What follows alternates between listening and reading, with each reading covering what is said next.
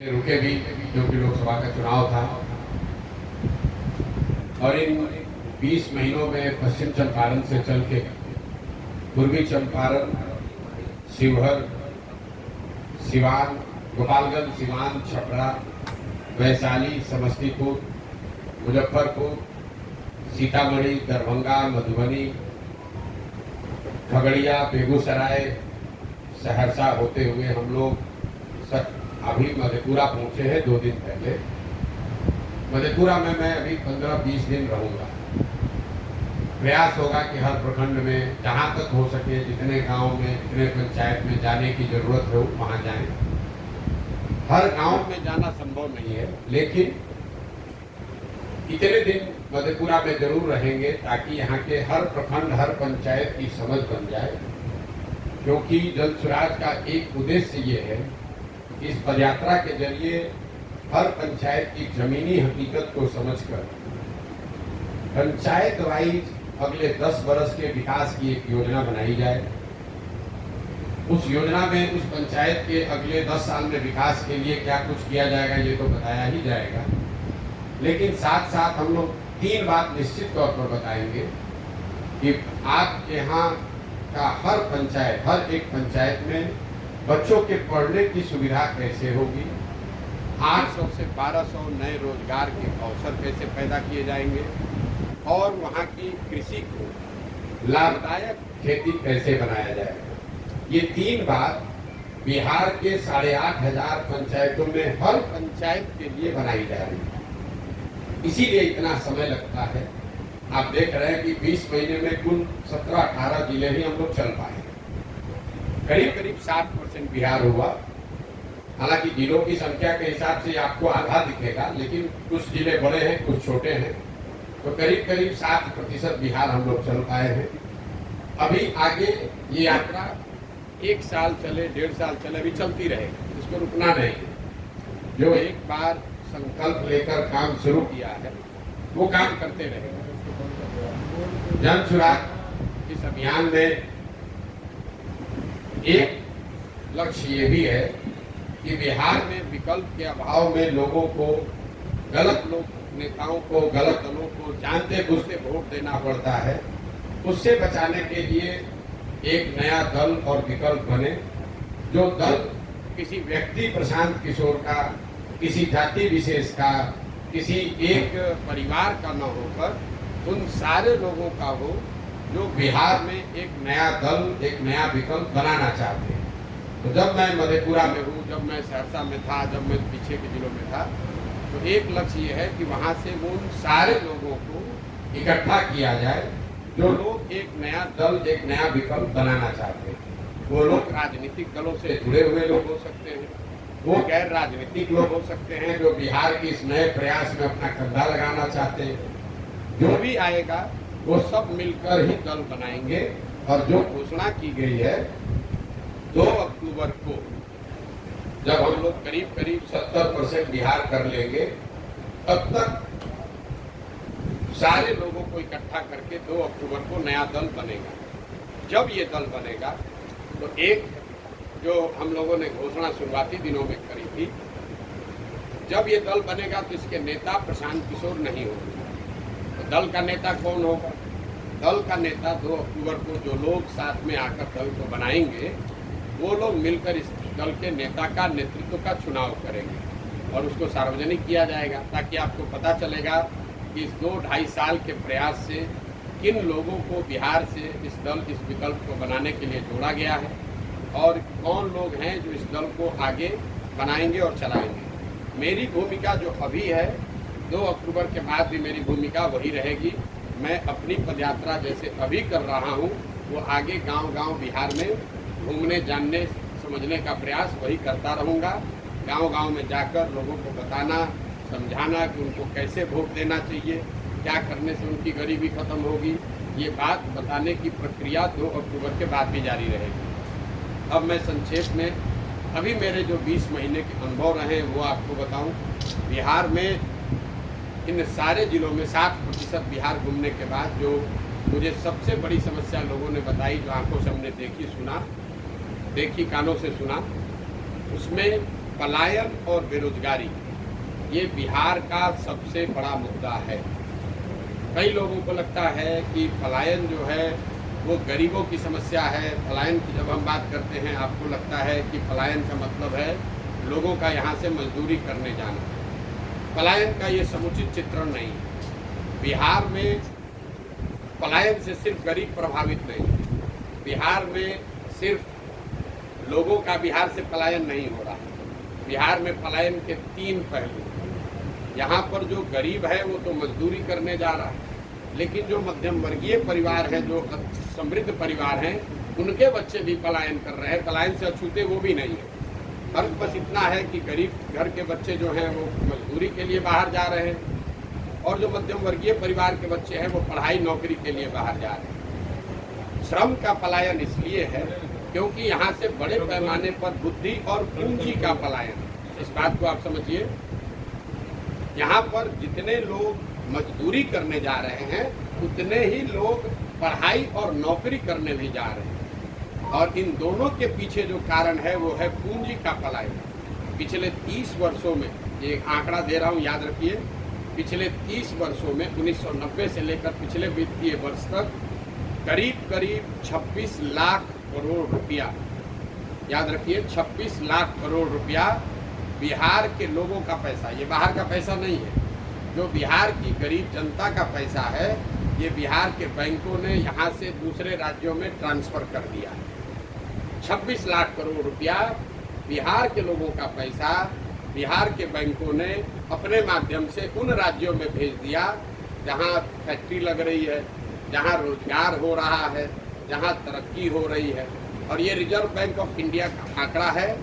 तो मेरा और जनसुराज का ऐसा मानना है कि जो श्रम का पलायन अगर रोकना है तो उसके लिए सबसे पहले पूंजी और बुद्धि का पलायन रोकना होगा, क्योंकि जब तक यहाँ पूंजी का निवेश नहीं होगा, जो बौद्धिक तौर पर पढ़े लिखे समझदार लोग नहीं होंगे, तब तक यहाँ उद्योग धंधे नहीं लग सकते हैं, रोजगार के अवसर नहीं पैदा होंगे। और जब वो रोजगार का अवसर होगा नहीं तो गरीब लोगों को मजबूरी में पलायन करते ही रहना पड़ेगा। तो जनसुराज की जो सोच है, जो हम लोग बता रहे हैं कि 1 साल में पलायन को रिवर्स किया जा सकता है, 1 साल में यहाँ से बाहर गए लोगों को वापस किया जा सकता है, उसके पीछे सिर्फ यही अध्ययन है कि यहाँ से अगर पूंजी का पलायन रोक दिया जाए, यहाँ से अगर बुद्धि का पलायन रोक दिया जाए तो बहुत बड़े पैमाने पर श्रम के पलायन को भी रोका जा सकता है। पलायन का एक जो सामाजिक पहलू है वो है इनका परिवार पर, आपकी हमारी जीवन शैली पर असर। आप जब बिहार के गांव में जाते हैं तो आपको बच्चों से मुलाकात होगी, आपकी मुलाकात महिलाओं से होगी, आपकी मुलाकात बुजुर्गों से होगी। ज़्यादातर गांव में नवयुवक रह ही नहीं रहे हैं या उनसे आपकी मुलाकात नहीं होगी। जो प्रखंड या पंचायत बाढ़ प्रभावित है वहाँ 60 से 70% युवा गांव से बाहर ही रहते हैं। जहाँ बाढ़ नहीं भी आता है वहाँ पर भी 40-50% युवा बाहर रह रहे हैं। पर इस लंबे समय तक चले पलायन का असर ये हुआ है कि परिवार की संकल्पना ही खत्म हो गई है।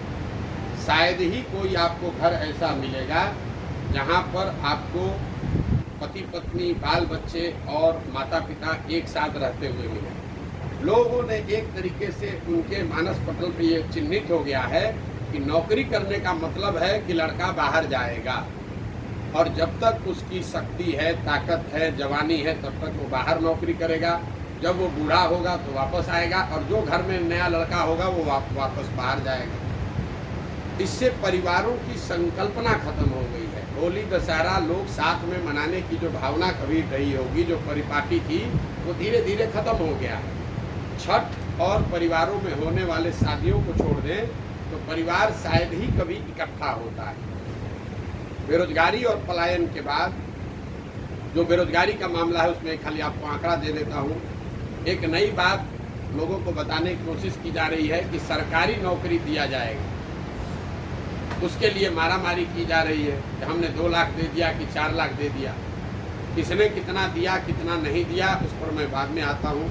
पहली बात कि पिछले महागठबंधन की सरकार ने जो नौकरी का दावा किया है ये सरासर गलत डाटा है, आंकड़ा है, लोगों को बेवकूफ़ बनाया जा रहा है। जिन 2 लाख शिक्षकों की नियुक्ति के बारे में सरकार दावा कर रही है कि हमने बहुत लोगों को नौकरी दे दी, उसमें करीब करीब 30% वो लोग हैं जो पहले से नौकरी कर रहे थे, वो नियोजित शिक्षक के तौर पर काम कर रहे थे, अब उनका सर्विस कंडीशन बदलकर अब वो राज्य कर्मी के तौर पर काम कर रहे हैं। ये नए लोगों को नौकरी नहीं मिली है, इस बात को आप स्पष्ट कर लीजिए। बाकी जो लोग बच गए 1.5 लाख के आसपास, क्योंकि सरकार ने एग्जैक्ट आंकड़ा जारी नहीं किया, जो बाकी लोग बच गए हैं उसमें आधे से ज्यादा लोग करीब करीब 14-15 अन्य राज्यों के लोग हैं जिनको आकर ये नौकरी मिली। तो मेरा अपना अनुमान है कि बिहार में 40-50 हजार से ज्यादा लोगों को नई नौकरी नहीं मिली है। और मैं पिछले कई महीनों से ये बात कर रहा हूँ, ये मांग कर रहा हूँ कि सरकार को ये आंकड़ा जारी करना चाहिए कि आखिर बिहार में कितने नए लोगों को नौकरी दी गई। सर्विस कंडीशन को चेंज करने को हम नई नौकरी नहीं मान सकते। दूसरे राज्य के लोग आकर नौकरी कर रहे हैं, उससे बिहार के लोगों का कोई फायदा नहीं हुआ। लेकिन जो बड़ी बात है, क्या सरकारी नौकरी से बिहार का भला हो सकता है? क्योंकि नौकरी चाहे 50,000 मिला हो या 2 लाख, 30-32 वर्ष से जो लोग यहाँ राज कर रहे हैं, लालू जी, नीतीश जी, दोनों आपस में झगड़ रहे हैं कि ये नौकरी किसने दिया। हम कह रहे हैं कि आप दोनों का दावा मान लीजिए, उन्हीं को क्रेडिट दे दीजिए। तो एक आंकड़ा आपको दे रहे हैं, बिहार में चपरासी से लेकर मुख्य सचिव तक, चपरासी से लेकर मुख्य सचिव तक, नियोजित हो, कॉन्ट्रेक्चुअल एम्प्लॉय हो, रेगुलर एम्प्लॉय हो, सबकी संख्या अगर आप जोड़ दीजिएगा तो कुल जमा 1.97%, मतलब 2% से कम लोग ही सरकारी नौकरी करते हैं। तो जो लोग ये दावा कर रहे हैं कि सरकारी नौकरी से आपका जीवन बदल जाएगा, वो बिल्कुल आपको भरमा रहे हैं, आपको गलत सपना दिखा रहे हैं। पिछले 75 साल में 1.97% लोगों को सरकारी नौकरी मिली है। उसमें 40-45 वर्ष कांग्रेस का राज शामिल है, उसमें नीतीश और भाजपा का डबल इंजन का सरकार शामिल है, उसमें लालू राबड़ी जी का 15 साल सामाजिक न्याय का सरकार शामिल है। सबके प्रयास के बाद भी सिर्फ 2% लोगों को ही नौकरी मिली है। तो ये जो भ्रम फैलाया जा रहा है कि सबको नौकरी मिल जाएगी, ये सिर्फ समाज को लॉलीपॉप दिखाकर वोट लेने की राजनीति है। पूरे दुनिया में ऐसा कहीं कोई प्रमाण नहीं है कि 13 करोड़ आबादी वाले समाज में, राज्य में सरकारी नौकरी के जरिए बेरोजगारी दूर किया जा सकता है। दुनिया में इस बात का जरूर प्रमाण है कि अगर लोगों को अच्छी शिक्षा दे दी जाए, उनको स्किल दे दिया जाए और उनको काम करने की सुविधा और पूंजी दे दी जाए, उससे उनको रोजी रोजगार मिल सकता है, उससे उनकी गरीबी दूर हो सकती है। तो जन स्वराज का इस पर जो सोच है कि जब ये व्यवस्था बने तो पहला काम 15 साल से कम उम्र के बच्चों के लिए विश्व स्तरीय पढ़ाई की व्यवस्था की जाए, ताकि वो बच्चा आगे चलकर समाज पर, राज्य पर बोझ न बने। इसी समाज में जो लोग पढ़ लिख गए हैं, नौकरी कर रहे हैं, अपने पैर पर खड़े हो गए हैं, उनको सरकार से 4 किलो अनाज नहीं चाहिए, उनको इंदिरा आवास योजना के लिए लड़ाई नहीं करना है, उनको 400 रुपया का पेंशन नहीं चाहिए। तो पूरे दुनिया भर के जो विद्वान लोग हैं, जिनसे जो लोग जन स्वराज की मदद कर रहे हैं, सुझाव दे रहे हैं, वो बता रहे हैं कि बिहार की व्यवस्था अगर बदलनी है तो सबसे पहला काम करना है कि 15 साल से कम उम्र के बच्चों को पढ़ाई की अच्छी व्यवस्था की जाए, ताकि वो समाज पर, समाज के संसाधनों पर बोझ न बने। दूसरा, 15 साल से 55 साल की उम्र के का जो वर्ग है, जिसको अब फिर से पढ़ाया नहीं जा सकता है, लेकिन इनको स्वरोजगार के लिए तैयार किया जा सकता है, उनके लिए पूंजी को उपलब्ध कराया जाए। अगर आपकी उम्र 35 है, 40 है, तो आपको सरकारी नौकरी नहीं मिल सकती है, अगर नौकरी आ जाए तब भी नहीं मिल सकती है। इनका दशा कैसे सुधरेगा? जो सबसे बड़ा वर्ग है, 15 से 55 की उम्र के लोगों को पूंजी की उपलब्धता कराई जाए, ताकि घर घर रोजी रोजगार खुल सके। और 55-60 से ज्यादा उम्र के जो लोग हैं, समाज की जिम्मेवारी है कि उनकी जीवन स्तर को बेहतर करने के लिए कम से कम उनको 2000 रुपया पेंशन की व्यवस्था की जाए, ताकि वो लोग जो अब शारीरिक तौर पर मजदूरी करने की स्थिति में भी नहीं है, पढ़ाई तो स्वाभाविक तौर पर वो नहीं कर सकते हैं, रोजी रोजगार नया कुछ कर नहीं सकते हैं, उनका जीवन यापन एक इज्जतदार नागरिक शहरी के तौर पर बीते, इसके लिए उनको 2000 रुपये महीने की व्यवस्था की जाए। और ये तीनों काम बिल्कुल किया जा सकता है। कोई कहेगा भैया शिक्षा कैसे सुधरेगा, तो शिक्षा को लेकर बिहार सरकार केंद्र सरकार दोनों के पैसे को जोड़ दीजिए तो करीब करीब 50,000 करोड़ रुपया हर साल बिहार में खर्च हो रहा है बच्चों के पढ़ाई के लिए। 50,000 करोड़ रुपया, और 50 बच्चे भी अच्छी शिक्षा नहीं पा रहे हैं। जो धनसुराज की सोच है, विजन है कि अगर इसमें से 1/3 पैसा 15,000 करोड़ रुपया भी हर साल नई शिक्षा व्यवस्था बनाने पर खर्च किया जाए तो हम लोगों का अनुमान है कि हर प्रखंड में, नेतरहाट का आपने नाम सुना होगा, नेतरहाट के स्तर के विद्यालय अगर हर प्रखंड में एक विद्यालय खोलना हो तो करीब करीब 15 से 20,000 करोड़ रुपया उसका सालाना खर्च आएगा। धनसुराज की ये सोच है कि जो अभी शिक्षा पर खर्च हो रहा है उसका 1/3 पैसा हर प्रखंड में एक ऐसा विश्व स्तरीय विद्यालय बनाने पर खर्च किया जाए। और अगर हर साल हम लोग एक विद्यालय अच्छा वैसा बनाएंगे तो अगले 5 साल में हर प्रखंड में 5 ऐसे विद्यालय बन जाएंगे जिसका स्तर नेतरहाट का होगा। मॉडल ये है कि हर गांव में स्कूल बनाने के बजाय, हर बच्चे तक अच्छी शिक्षा पहुंचाने के बजाय हर बच्चे को अच्छे शिक्षण संस्थान में पहुंचाया जाए। ये दुनिया में जितने बड़े देश हैं जहां पर भी शिक्षा में आमूलचूल परिवर्तन लाया गया है, आप फिनलैंड चलिए, स्कैंडिनेवियन कंट्री में डेनमार्क चलिए, स्वीडन चलिए, दूसरे जो देश हैं न्यूजीलैंड चलिए, जहां पर शिक्षा में आमूलचूल परिवर्तन लाया गया है, उन देशों में सरकारों ने हर गांव में विद्यालय नहीं बनाया, उन्होंने अच्छे विद्यालय बनाए और लोगों को मोबिलिटी दे दी, बस की सुविधा दे दी, स्कूल बस की सुविधा दे दी, ताकि लोग अपने बच्चों को अच्छे शिक्षण संस्थाओं में भेज सकें। आप शहरों में भी देखते हैं, मधेपुरा में देख लीजिए, पटना में देख लीजिए, दिल्ली में देख लीजिए, आपके घर के बगल में जरूरी नहीं है कि अच्छा स्कूल है, लेकिन आप अपने बच्चे को स्कूल बस से भेजते हैं, आधे घंटा में बच्चा आपके अच्छे स्कूल में पहुंच जाता है। तो धनसुराज ने जो परिकल्पना की है कि हर प्रखंड में बिहार में अगर 5 अच्छे विद्यालय बना दिए जाएं तो और स्कूल बस की बढ़िया व्यवस्था बना दी जाए तो कोई भी छात्र 15 से 20 मिनट में अपने घर से स्कूल बस के माध्यम से स्कूल तक पहुंच जाएगा। तो ये धनसुराज की सोच है बिहार में शिक्षा के, प्राइमरी शिक्षा के आमूलचूल परिवर्तन के लिए। दूसरा जो मैंने आपको बताया कि 15 साल से 55 साल की उम्र के लोग जो बाहर जाकर मजदूरी कर रहे हैं या यहाँ पर मजदूरी कर रहे हैं, उनके हाथ में बैंकों के माध्यम से सस्ते दर पर पूंजी उपलब्ध कराया जाए ताकि आप अपना कोई ना कोई रोजी रोजगार कर सकें।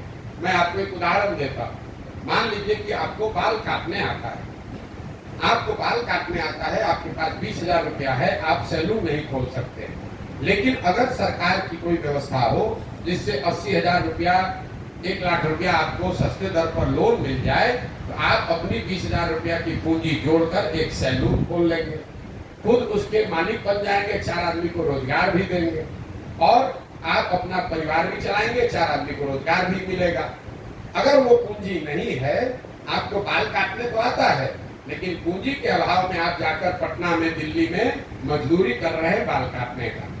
तो ये जो सोच है कि जो लोग उम्र के उस पड़ाव से निकल गए जो इनको शिक्षा दी जा सकती है, उनके हाथ में पूंजी दिया जाए ताकि उनके पास जो कौशल है, जो स्किल है, उसके जरिए वो अपने और अपने परिवार के लिए रोजी रोजगार की व्यवस्था कर सके। तीसरा जो मैंने आपको बताया कि क्या 7 साल से सब उम्र के ज्यादा उम्र के सभी लोगों को 2,000 रुपया दिया जा सकता है। तो मेरा जो हम लोगों ने जो आकलन किया है, बिहार में 60 साल से ज्यादा उम्र के जितने महिला पुरुष हैं, अगर आप उनको 2,000 रुपया महीना देना चाहते हैं तो साल में कुल 12 से 15,000 करोड़ रुपए का खर्च आएगा। और बिहार सरकार का पिछले साल का बजट है 2,46,000 करोड़। तो मुझे ऐसा लगता है, और जो जिन लोगों को हम लोग सलाह ले रहे हैं जिन लोगों से, वो बता रहे हैं कि ये बिल्कुल संभव है। 2.5 लाख करोड़ के बजट से 12,000 करोड़ रुपया बिहार के सबसे वल्नरेबल सेक्शन के लिए निकाला जा सकता है। तो ये जन स्वराज के 3 जो बड़े संकल्प हैं कि जब ये व्यवस्था बने तो 15 साल से कम उम्र के बच्चों के लिए अगले 5 वर्ष में अच्छी शिक्षा की व्यवस्था की जाए, 15 से 55 साल के लोगों के लिए पूंजी की व्यवस्था की जाए और 55-60 से ज्यादा उम्र के लोगों के लिए 2000 रुपया महीना की व्यवस्था की जाए। रोजगार और पलायन के बाद जो सबसे बड़ी समस्या दिखी वो है शिक्षा की समस्या। कोई ऐसा वर्ग नहीं है जो यहाँ पर ये ध्वस्त हुई शिक्षा व्यवस्था की बात की चर्चा नहीं कर रहा है। आप अगड़े हैं, पिछड़े हैं, गरीब हैं, अनपढ़ हैं, पढ़े लिखे हैं, युवा हैं, बुजुर्ग हैं, हर आदमी कह रहा है भैया स्कूल व्यवस्था खत्म हो गई है, पढ़ाई की व्यवस्था खत्म हो गई। हम लोग बिहार से के सरकारी स्कूल से मैं खुद पढ़ा हुआ। बिहार में सरकारी शिक्षा कभी बहुत अच्छी नहीं थी, लेकिन हर प्रखंड में, डिस्ट्रिक्ट में 2-4 विद्यालय ऐसे जरूर थे जहां पढ़कर आप अपना जीवन सुधार सकते थे। ये नीतीश कुमार के राज में जो समान शिक्षा नीति लागू करने के चक्कर में इन्होंने पूरी शिक्षा व्यवस्था को ध्वस्त कर दिया है। नतीजा ये हुआ है कि जहां विद्यालय है, जहां भवन है, वहां शिक्षक नहीं है, जहां शिक्षक हैं वहां भवन नहीं है, जहां दोनों हैं वहां बच्चे नहीं है, जहां तीनों है वहां पढ़ाई नहीं। कई लोग समाज में चर्चा के दौरान बताते हैं कि बिहार में शिक्षा व्यवस्था इसलिए ध्वस्त हो गई है कि यहाँ पर खिचड़ी बट रहा है स्कूल से। मैं इस बात को सिरे से खारिज करता हूँ। अगर खिचड़ी बटने से शिक्षा व्यवस्था खराब होती तो 7वीं क्लास के बाद से जितने विद्यालय हैं 7वीं क्लास के ऊपर के कक्षा में खिचड़ी नहीं बटती है, वहां पर पढ़ाई क्यों नहीं हो रही? कुछ लोग ये कहते हैं कि यहाँ के शिक्षकों की जो क्वालिटी है, नियोजित शिक्षक जो हैं उनकी वजह से शिक्षा व्यवस्था खराब होगी। इस बात में भी पूरी सच्चाई नहीं है। अगर सिर्फ नियोजित शिक्षकों की वजह से शिक्षा व्यवस्था खराब होती तो आप मुझे ये बताइए कि पटना साइंस कॉलेज में, पटना कॉलेज में, सीएम साइंस कॉलेज में, लंगर सिंह कॉलेज में पढ़ाई क्यों नहीं हो रही है? वहां पर तो नियोजित शिक्षक नहीं पढ़ा रहे, वहां पर तो खिचड़ी नहीं बट रही है। अगर आप शिक्षा की बदहाली को समझना चाहते हैं तो अगर इसको आपको ध्यान से देखना पड़ेगा। इसकी बदहाली का कारण यह है कि समाज और सरकार, मैं अंडरलाइन कर रहा हूं, समाज और सरकार कहीं न कहीं दोनों की प्राथमिकताओं में शिक्षा है ही नहीं। सरकार ने शिक्षा व्यवस्था को इस तरह से खत्म कर दिया है कि सारे बच्चे अनपढ़ रहे, मजदूर रहें, ताकि 4 किलो अनाज पर, सरकारी नौकरियों के रेवड़ी के नाम पर, कुछ सरकारी बेनिफिट के नाम पर उनको वोट मिलता रहे। समाज से गलती ये हुई है कि समाज ने भी अब शिक्षण संस्थाओं को पढ़ाई का केंद्र न मानकर सरकारी सुविधा बांटने वाला केंद्र मान लिया है। आप गांव में रहते हैं, आपके विद्यालय से अगर खिचड़ी ना मिले बच्चे को तो आप जाकर हल्ला मचाते हैं कि खिचड़ी नहीं मिल रहा। अगर आपको पोशाक का, साइकिल का पैसा नहीं आया तो लोग बताते हैं कि भैया पोशाक का पैसा नहीं आया है, साइकिल का पैसा गुरुजी नहीं दे रहे हैं। लेकिन गांव में लोग ये नहीं बता रहे हैं कि यहाँ गणित का टीचर नहीं है, यहाँ हिंदी की पढ़ाई नहीं हो रही है, या यहाँ कक्षा नहीं लगता है। तो कहीं न कहीं समाज और सरकार दोनों की प्राथमिकताओं में शिक्षा खत्म हो गई है। वही कारण है कि शिक्षा का इतने बड़े स्तर पर यहाँ पतन हुआ है।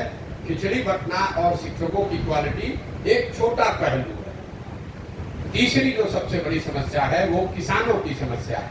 बिहार में जो किसान है उसकी बड़ी बदहाली है। कई लोगों को लगता है कि किसान तो भैया ऐसे ही रहेगा। तो मैं हमेशा बताता हूँ यही खेती किसानी करके हरियाणा, पंजाब में लोगों ने, किसानों ने कितना पैसा कमाया है कि आप सुनते हैं, हम लोग देखते हैं कि बिहार के गांव-गांव से लोग जाते हैं पंजाब में मजदूरी करने। तो ऐसा क्या अलग है पंजाब की खेती में और बिहार की खेती में कि वहाँ के लोग खेती से पैसा कमा रहे हैं और हम लोग यहाँ खेती करने वाले लोग के खाने के लाले पड़े हैं। उसके मूल में 3 बातें। पहला है जल का कुप्रबंधन।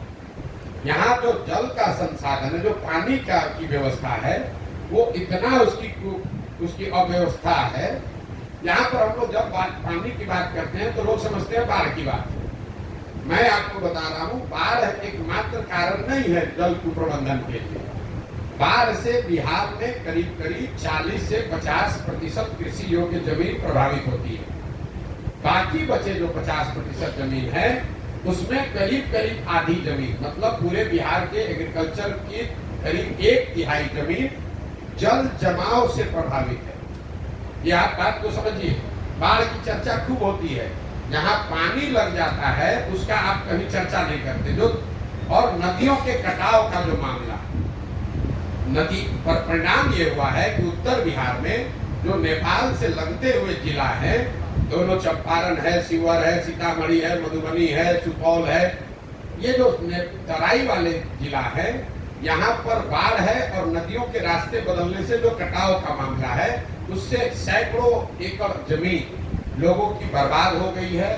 अच्छे खासे किसान, ओवरनाइट नदी ने रास्ता बदला, आपके जमीन पर बालू पड़ गया, आप बिल्कुल मजदूर गरीब हो गए।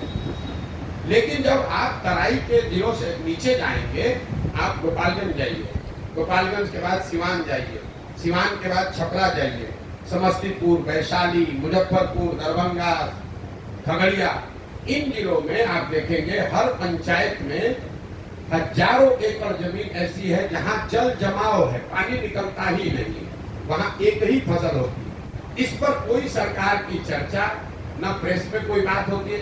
लोकल स्तर पर लोग बात करते हैं कि भैया यहाँ 2000 एकड़ पानी लगा रहता है, लेकिन सरकार का कोई समुचित इस पर प्रयास नहीं है। और तीसरा पहलू है सूखे की। बिहार देश में यह आंकड़ा याद रखिए, बिहार देश के बड़े राज्यों में एकमात्र ऐसा राज्य है जहां पिछले 10 वर्ष में सिंचित भूमि की मात्रा 11% से कम हो गई। याद रखिए, 10 साल में सिंचाई वाली जमीन 11% से कम हो गई। ऐसा क्यों? जो पहले से भी नहर बने हुए थे, जो नलकूप थे, माइनर इरिगेशन के प्रोजेक्ट थे, वो रख रखाव के अभाव में बंद हो गया है। तो जब हम लोग गांव देहात में चलते हैं तो लोग बताते हैं भैया ये नहर है, पानी कभी आता था, अब नहीं आता है, यहाँ बोरिंग था, कैनाल था, अब बंद हो गया है।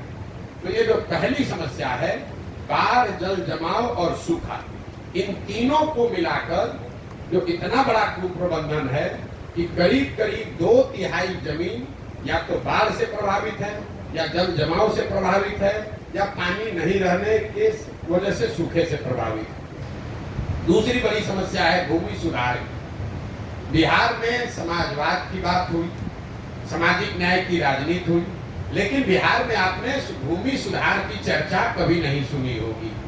नतीजा ये है कि पूरे देश में 100 में 38 लोगों के पास जमीन नहीं है, जबकि बिहार में 100 में 60 लोगों के पास 1 इंच 1 धूर जमीन नहीं है। याद रखिए, 100 में 60 लोगों के पास बिहार में जमीन नहीं है। हजारों एकड़ जमीन ऐसी है जिसका मालिकाना हक भूमि सुधार लागू नहीं होने की वजह से डिस्प्यूटेड है। आप किसी भी कोर्ट कचहरी में चले जाइए, करीब करीब 1/3 केस कोर्ट में जमीनों के मालिकाना हक को लेकर जुड़ा हुआ है। तो जब जमीनों का मालिकाना हक क्लियर ही नहीं है, इसीलिए आपको दिखता है कि उनकी प्रोडक्टिविटी कम है, उसमें आप इन्वेस्टमेंट नहीं कर सकते। दूसरा जो इससे जुड़ा हुआ भ्रष्टाचार है, आपको रसीद कटाना है, दाखिल खारिज कराना है, 2000, 5000, 10,000, 20,000 रुपया दीजिएगा तभी काम होगा। पूरा ये जो भूमि राजस्व का मामला है, ये अंचलाधिकारी, उसके नीचे प्रखंडों में 1-2 कर्मचारी और 4-5 दलाल जिसको अटर्नी करते हैं, इन्हीं के कंधों पर है। यही लोग रजिस्टर 2 मेंटेन करता है, यही आपको जमीन का मालिक बनाता है, यही आपके जमीन पर डिस्प्यूट खड़ा करता है और यही आपसे पैसा कमाता है। बिहार में सबसे जरूरी है भूमि सुधार, भूमि का नाप फिर से किया जाए, भूमि का मालिकाना हक तय किया जाए। मुझे लाखों लोगों की जानकारी है, हजारों लोग मिले यात्रा के दौरान, जिनको अलग अलग सरकारों ने अलग अलग कालखंड में भूमि का पट्टा दे दिया कि भैया ये तुम्हारा जमीन है, 2 डिसमिल है, 3 डिसमिल है। जिसको पट्टा दिया उसको जमीन का हक नहीं मिला, जिसका जमीन एक्वायर किया गया उसने जमीन छोड़ा नहीं। नतीजा हुआ कि पूरी जमीन, कोई सरकारी कर्म हुआ है, कोई डिस्प्यूट में दूसरे वजह से है। ज्यादातर लोग अपनी जमीन को बेच ही नहीं सकते। आप जमीन बेचने जाइएगा तो पता चलेगा उसमें अब डिस्प्यूट है। और इन दोनों के बाद, जल कुप्रबंधन और भूमि सुधार के बाद, तीसरा यहाँ जो रूरल इकोनॉमी, किसानों की बदहाली है, उसकी वजह है किसानों के फसलों का उचित दाम का न मिलना। मैं 2 साल से पैदल चल रहा हूँ, मुझे कोई भी परिवार, कोई भी किसान ऐसा नहीं मिला जो यहाँ धान को उचित एमएसपी पर बेचा हो। यहाँ पैक्स की व्यवस्था, कोऑपरेटिव की व्यवस्था, मंडी की व्यवस्था पूरी तरीके से खत्म है। एक आंकड़ा फिर आपको दूंगा, याद रखिए। हम लोग कहते हैं पंजाब में किसान बड़ा धनी है। पिछले 10 वर्ष में पंजाब में 70% धान और करीब करीब 75% गेहूं सरकारी समर्थन मूल्य पर खरीदा गया है। बिहार में पिछले 10 वर्ष में 13% धान, सिर्फ 13% धान और 1% धान गेहूं ही सरकारी मूल्य पर खरीदा गया है। तो 2100-2200 रुपया वाला धान लोग 1400-1500 में बेच रहे हैं। और एक आर्थिक सर्वेक्षण बताता है कि बिहार में किसानों के फसलों के उचित दाम नहीं मिलने की वजह से हर साल यहाँ के किसानों को करीब करीब 15 से 20 हजार करोड़ रुपए का नुकसान हो रहा है। 15 से 20 हजार करोड़ रुपए का नुकसान हर साल इसलिए हो रहा है कि सारी तकलीफ, बाढ़, सूखे, जल जमाव के बाद जो फसल आप उपजा रहे हैं उसका आपको दाम नहीं मिल रहा है। तो ये जो 3 बड़ी समस्या मैंने आपको बताई, बेरोजगारी, पलायन, दूसरा ध्वस्त हुई शिक्षा व्यवस्था और तीसरा है किसानों की समस्या।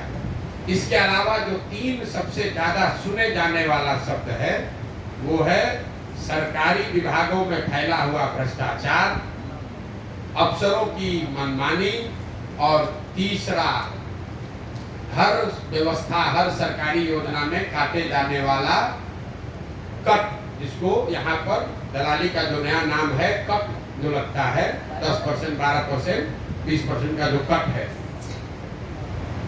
कोई ऐसा डिपार्टमेंट नहीं है जहां लोग बताते हैं कि 2-4-5 हजार रुपया दिए बगैर काम हो सकता है। चाहे आपको राशन कार्ड बनाना हो, चाहे जमीन का दाखिल खारिज कराना हो, चाहे आपको पासपोर्ट बनाना है, जातीय प्रमाण पत्र बनाना है, कोई भी ऐसा काम सरकारी नहीं है जहां बिना पैसा दिए हुए आपको काम हो जाए। ये सिर्फ सामान्य लोगों के लिए नहीं है। जो चुना हुआ जनप्रतिनिधि है वो भी बता रहा है कि बिना पैसे के हम मुखिया हैं लेकिन कोई काम हो नहीं सकता है। दूसरा, जो ये सरकारी अफसरों की तानाशाही, अफसरशाही जो शब्द है, बिहार में लोगों ने अपराधियों का जंगल राज देखा है। अब जो बिहार में व्यवस्था है इसको लोग सही बता रहे हैं कि ये अधिकारियों का जंगल राज है। आप चाहे सामान्य नागरिक हैं, आप पत्रकार हैं, चुने हुए प्रतिनिधि हैं, होगा वही जो अफसर चाहेगा। इसीलिए लोग बता रहे हैं कि लालू जी का राज अपराधियों का जंगल राज था, नीतीश का राज अधिकारियों का जंगल राज है। और तीसरी जो बात है वो है कट की, कि सरकारी योजना चाहे केंद्र की हो या राज्य की, कोई ऐसी योजना नहीं है जिसमें व्यवस्थित तरीके से 10 से 40% तक कमीशन नहीं लिया जा रहा है। अगर 5 किलो अनाज बांटने वाली योजना है उसमें 30 से 35 रुपया प्रति क्विंटल लोग अपना हिस्सा ले रहे हैं। उसमें ज्यादातर जगह पर विधायक शामिल हैं, उनका भी 6 से 8 रुपया प्रति माह उनको पैसा उसमें मिल रहा है।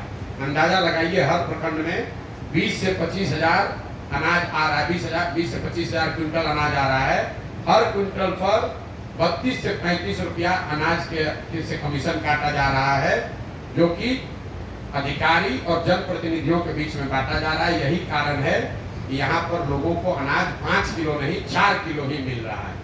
मनरेगा को देख लीजिए, मनरेगा में 100 रुपया जो मनरेगा में आना चाहिए था, 60 रुपया वो तो आया ही नहीं। मनरेगा का यूटिलाइजेशन, ग्रामीण विकास चलाने वाले मंत्री और सरकार यहाँ इतना उनका चमड़ी मोटा हो गया है कि पिछले साल 100 रुपया मनरेगा का जो मिलना चाहिए था दिल्ली से, हम लोग सिर्फ 40 रुपया लेकर आए, 60 रुपया लेकर ही नहीं आए। ये लोग मांग कर रहे हैं कि हमको विशेष राज्य का दर्जा मिलना चाहिए। आपकी जानकारी के लिए बता दूं कि पिछले साल 51,000 करोड़ रुपया अनस्पेंड बिहार सरकार ने, 51,000 करोड़ रुपया अनस्पेंड, जो खर्च सरकार नहीं कर पाई वो बिहार सरकार ने सरेंडर किया। ये लोग क्या बात करेंगे?